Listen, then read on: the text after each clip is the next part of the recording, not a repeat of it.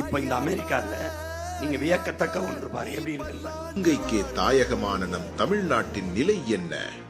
உலக முருங்கை உற்பத்தியில் 80% நாம் தான் கொடுக்கிறோம். ஆனால் 1 கிலோ முருங்கை தூளை வெறும் 400 ரூபாய்க்கு கச்சா பொருளாக வெளிநாடுகளுக்கு ஏற்றுமதி செய்துவிட்டு நாம் ஏழையாகவே நிற்கிறோம். ஏன் நம்மால் அந்த 2 லட்சம் கோடி சந்தையை பிடிக்க முடியவில்லை? ஏனென்றால் நம் உழவர்களிடம் நவீன தொழில்நுட்பம் இல்லை. அறுவடை செய்த முருங்கையை திறந்த வெளியிலும் தூசியிலும் காய வைப்பதாலும் முறையான சுகாதார கட்டமைப்பு இல்லாததாலும் நம்மால் உலகத்தரத்திற்கு இணையாக போட்டியிட முடியவில்லை. இந்த நிலையை மாற்றி விவசாயிகளை வாழ வைக்க என்ன செய்திருக்க வேண்டும்? கிராமங்கள் தோறும் அதிநவீன சுகாதாரமான மூடிய உலர்த்திகளையும் தரமான செக்கு இயந்திரங்களையும் அரசே நிறுவித் தந்திருக்க வேண்டும்.